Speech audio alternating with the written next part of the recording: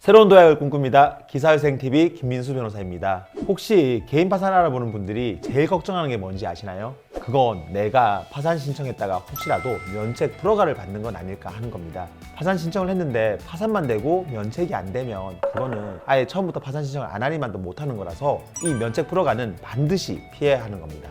저도 10년 가까이 파산 관제를 하면서 면책 불허가 사유가 있는 사건들을 제법 많이 접했는데요. 저 같은 경우는 그래도 어떻게든 면책을 해드리는 관제인이어서 불허가 많진 않았지만 다른 관제들 같은 경우는 생각보다 불허가 의견을 많이 냈었습니다. 그렇다면 과연 어떤 사건들이 면책 불허가가 되고 또 이런 불허가는 어떻게 하면 피할 수 있을까요? 오늘은 제가 그동안 파산 관제를 하면서 알게 된 면책 불허가 받는 사람들 유형 4가지를 소개해 드릴 텐데요. 오늘 알려드린 것만 조심해도 면책 받는데 많은 도움이 될 겁니다.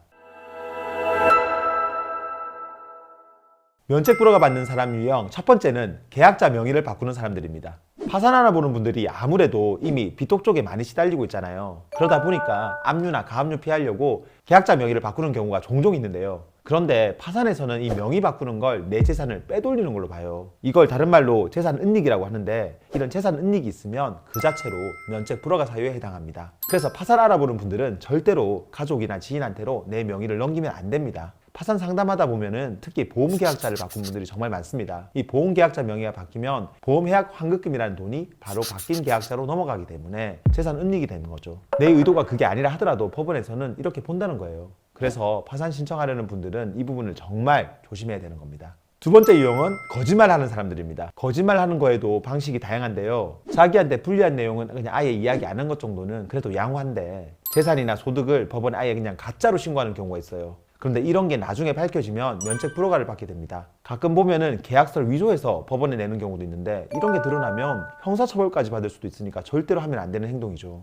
파산 신청하는 분들이 숨기고 싶은 부분이 어떻게 없겠어요. 하지만 많이 드러날 거짓말이나 법원을 속이려고 작정하고 하는 거짓말은 절대로 해서는 안 됩니다. 법원에 솔직하게 말하기 어려운 부분이 있으면 무조건 숨길 생각부터 하지 말고 변호사와 상의하고 어떻게 할지를 결정하는 게 100번 낫습니다. 면책 불허가 받는 사람 유형 세 번째는 도박이나 낭비로 빚을 지게 된 사람들입니다. 쉽게 말해서 인터넷 도박이나 스포츠 토토 아니면 주식이나 비트코인으로 재산을 날리거나 빚지는 경우에는 면책 불허가를 받는다는 거죠. 그래서 이 주식 도박으로 빚을 진 사람들은 처음부터 개인 파산을 엄두도 못 내는 분들이 많으세요. 실제로 파산 상담을 해보면 가장 어려운 사건 중에 하나가 이 바로 주식과 도박으로 재산을 날린 분들입니다. 도박으로 빚을 진 분들은 파산 면책을 안 해주겠다고 법에 딱 되어 있기 때문에 이런 사건을 맡게 되면 어떻게 해야 재량 면책이라도 받을 수 있을지를 정말 고민을 많이 하게 되는데요. 그래서 이런 분들한테는 자격이 된다면 우선 먼저 개인회생을 추천드리고 있습니다. 그런데 만약에 내가 몸이 아프거나 아니면 이런저런 이유로 소득이 없어서 개인회생을 할 자격이 안 되는 분들은 어쩔 수 없이 이 면책 불허가 위험을 각오하고서라도 파산 신청을 할 수밖에 없습니다. 다행히 도박이나 낭비로 빚을 진 분이라 하더라도 무조건 불허가 되는 것은 아닙니다. 이런 분들도 총 빚 중에서 도박빚이 얼마인지, 그리고 도박빚을 언제 진 건지, 그리고 또 다른 전후 사정들은 어떤지 법원에 잘 설명하느냐에 따라서는 재량면책이라는 걸 받고 구제를 받을 수도 있습니다. 그러니까 도박이나 주식빚 있는 분들은 파산 신청하기 전에 반드시 변호사와 상의하시고 사건 진행하시기 바랍니다.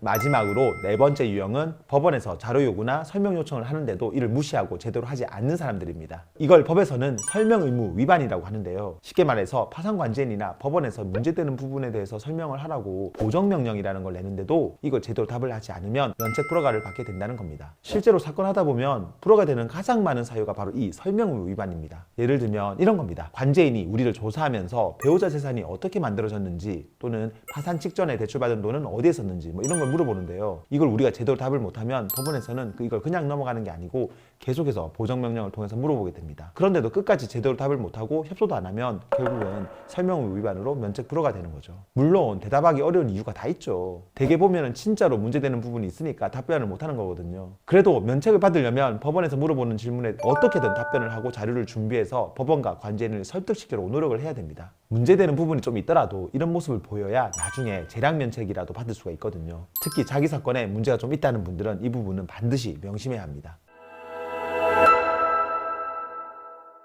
오늘은 개인 파산 면책 불허가 받는 사람 유형 4가지를 알아봤는데요. 여기에 해당되는 분들은 신청하기 전에 반드시 전문가와 상의하시고 사건을 진행하시기 바랍니다. 그리고 이런 거 없는 분들은 면책 잘 받을 수 있으니까 너무 걱정하지 마시기 바랍니다. 오늘 영상 도움되었다면 구독과 좋아요 그리고 알림 설정 부탁드립니다. 추가로 궁금한 점 있으면 아래 댓글이나 전화로 문의 주시면 성실하게 답변 드리겠습니다. 다음에도 더 좋은 주제로 찾아뵙겠습니다. 감사합니다.